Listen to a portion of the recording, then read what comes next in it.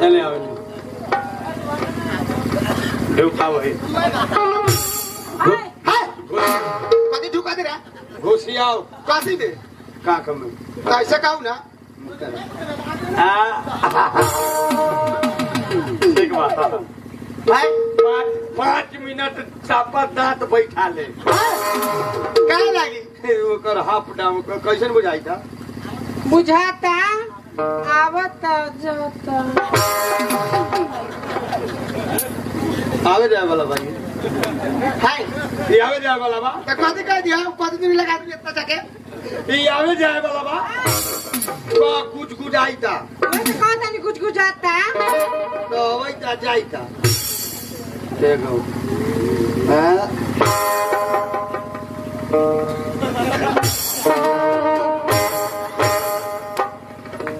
एक 75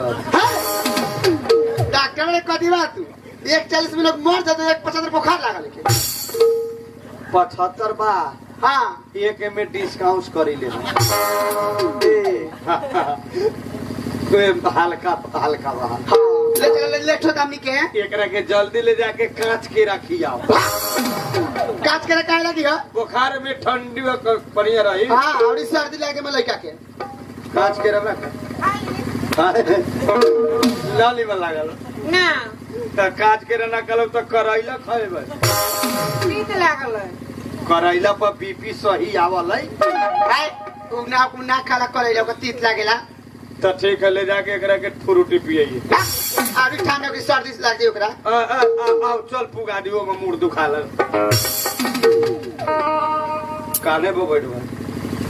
हां कहां बैठो सुन ले तो कान पे बैठबे हां दो होने से घूम के आ पड़े हमने चलल बारी घूम के दोनों गोरे आओ हम गर्मी के टाइम पानी पी ले तो जाके घूम के वाले नहीं घूम के नया जामा किन के पहले बढ़ जाके घूम के तू जोन सोचे तारा ना वो काम हो गेल बा हम निकल ले बारी कथी करे भाई क्रिया करम ठीक है आओ बैठ बाबू बैठ आओ आओ आओ आओ ना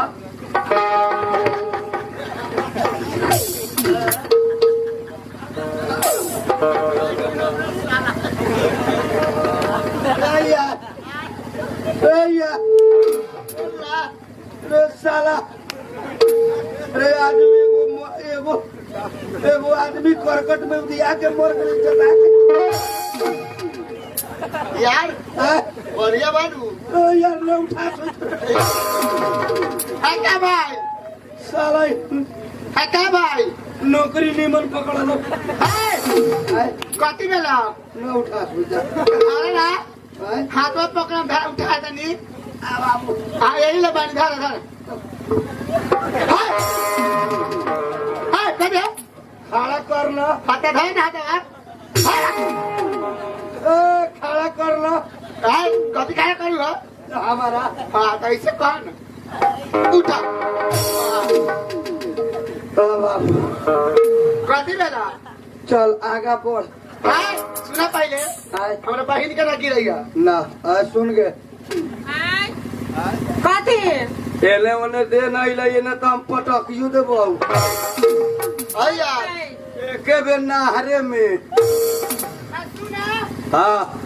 अब बढ़िया भोजपुरी गीत सुनाते तेरा मन लागे हाँ हाय यार हाँ भीतर कुछ गोमक तो बात चल रे सर वही से हमरे पकड़ा गावे चालू हाँ अतिया पतिया पटना बा देवरा ढोड़ी चटना बा देवरा ढोड़ी चटना बा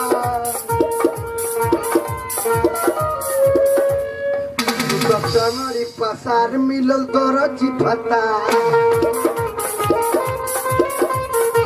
सब डंगरी पसार मिलल दरजी भता सब डंगरी पसार मिलल दरजी भता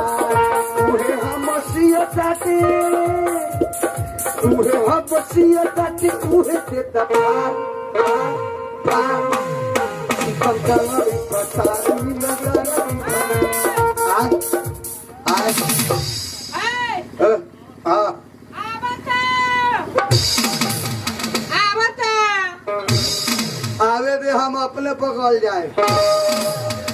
हाय आनी भी आ रहा था कस के टेंशन न कर हम अपने बचा लेम हमसे क्या भूल हुई जो सजा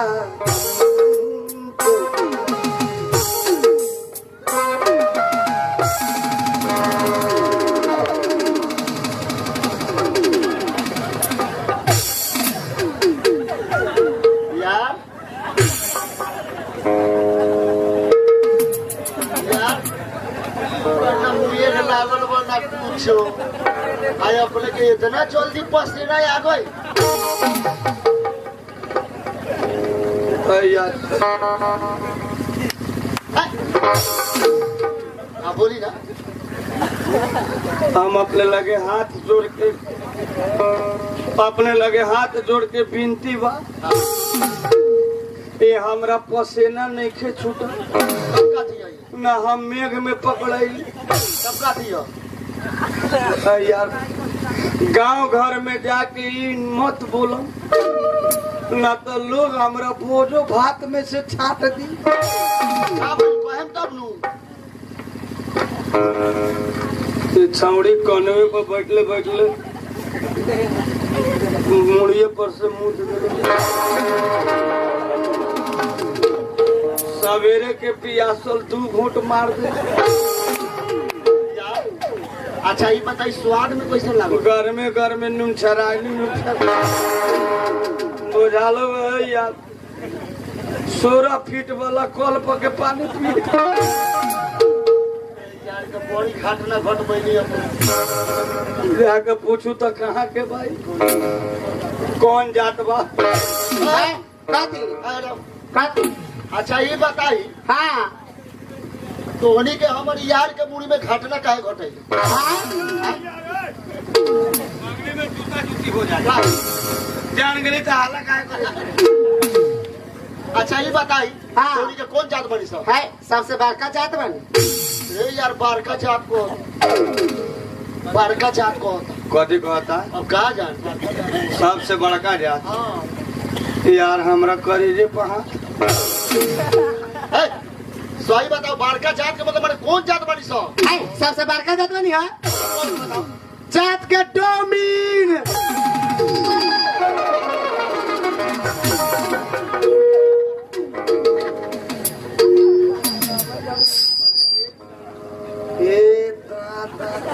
यार हम तो बड़ी अपने के मिली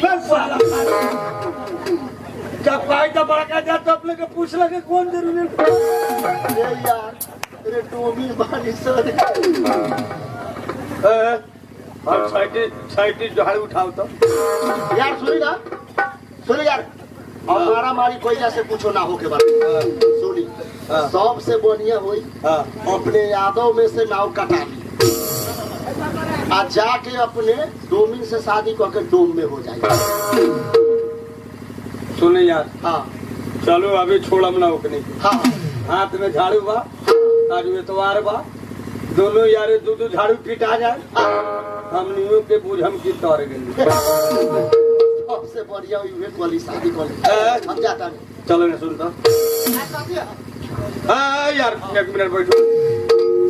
हाँ 1 मिनट बैठ के जाए हाला ना कर आई सौसे मुड़ भीज गेल तोरा था नहीं चिचिया जावता त कर रोकला तू तो एकरा फ्रेश कहे के चाहि कहता होइता हम कहली जनु बस होस होइता हमरे का पता धारा खुलैता दोनों बहनी के पहले समझा दे तारी तोरा लगे हाथ जोड़े तारी हां काहे लगे तो बहन घटना घटैले हो हां तो अपन बहन से हमर बियाह करा दे काय लवका त केता सुंदर बहन तू कैसा चियर बाऊ कुमार आए हम ना कर बिया चल कर हाय